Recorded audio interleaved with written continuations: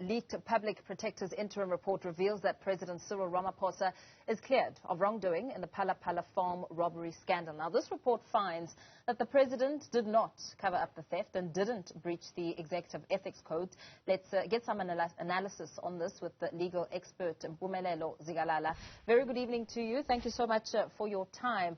A copy of this 191-page preliminary Phala Phala report, which is subject to change, is making the rounds. I mean, a lot political parties, for instance, have reacted to it. We heard words such as nonsensical. It has contradictions in it.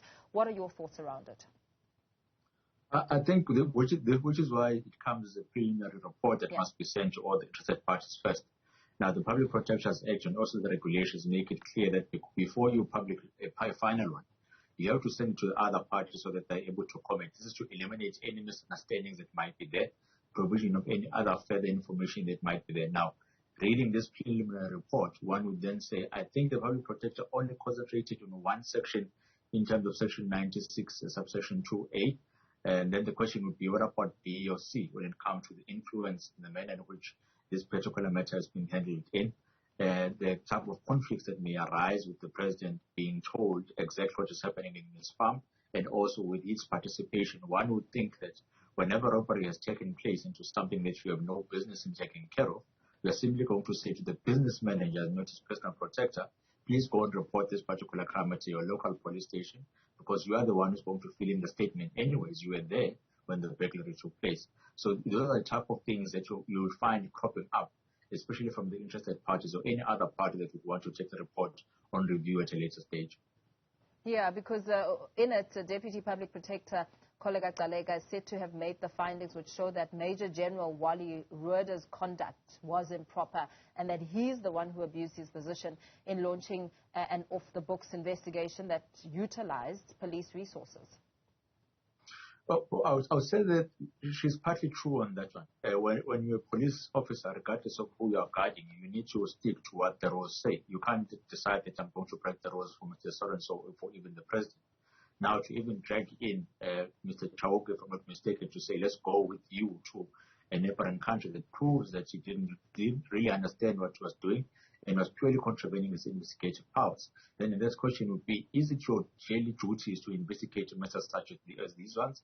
If it's not, then you should have sent it to a police station. Now, the rules are clear. Whenever you're reporting on a new matter at the police station, there's a statement, there's a case number that is issued, there's someone who's going to be tasked as an investigation officer to look into this matter. So basically it means that there are instances when maybe inferences that can be drawn to say, maybe, Mr. President, there's something more that you could have done here in this particular matter or not. However, we need an instance or an explicit confirmation or denial from the Public Protector to say that we're not only dealing with this particular matter, but one section of Section 92 or Section 96. We're dealing with A, B, and C, including the conflict of interest that may have taken place, including the use of your close resources to gain such an often advantage. Because the next question one would ask is, would you and I be able to send someone to a neighboring country to go and investigate a matter, or would we report this particular matter to the nearest police station and let the police do their job in the normal way in which they do so?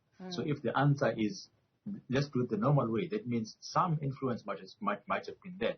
Now the next question is that particular influence a direct influence of the president, or the president can come back and say, I didn't even know that this is the manner in which they were investigating. All that I was there was to hear what they are going to say with regard to the investigation. Yeah, because the Public Protector quashes allegations that the president failed to report the crime of housebreaking with any ill intent, and that the findings stating that the Public Protector doesn't support the accusations of abuse of power in utilizing the state resources by the president. But then the Public Protector ought to have known that whenever the person or the president has got to act in a manner which is exemplary every single time. So you can't use the proximity of a police officer who's guiding you at the end of the day to say to them, this is the matter in which I'm reporting. Even if it is done so, then the paperwork has got to be followed in terms of saying, go and open a case and there must be a statement which is going to be written. Because you are not there and you're simply informed that in one of your properties in which you have some peculiar interest in, a burglary has taken place, then take someone who was there on the day who's going to be able to give an as and when basis or account of what happened. So if you don't deal with this type of things, it is exactly the credibility of your report and the manner in which your report has been written in. It certainly opens loopholes in which those that want to attack the report then can go back to. We are not saying that maybe the public protector is lying or maybe misdirected herself in terms of these findings. All that we are saying it could have been written a bit better, with a bit more clarification, of saying this is the role and activities of the president. This is what a reasonable person would have done. This is what a reasonable president would have done. This was followed in that particular manner, or this was not followed in that particular manner. It is not a train smash. There's not much prejudice that has been suffered. But we do feel that these are the individuals that really need to account. Now, you can't do that without looking at Section 96 in its entirety and only look at a small portion of it and leave the most important one, especially that of influence, which has been enjoyed by the president in this particular matter that you and I would not be able to enjoy. Yeah, you use the clause example with this report measured against the standard imposed by the Executive Ethics Code. What is the public protector, the acting public protector, basing some of her conclusions on in really exploring the clauses within this ethics code? I must confess that I've only browsed through the report. I didn't read it extensively, but this is the way in thinking when it comes to this type of matters. Now, you then say, what is the intention or the harm which is being avoided by the Executive Ethics Code? Is a particular harm being avoided with the action that have taken place in this matter? And the answer is no.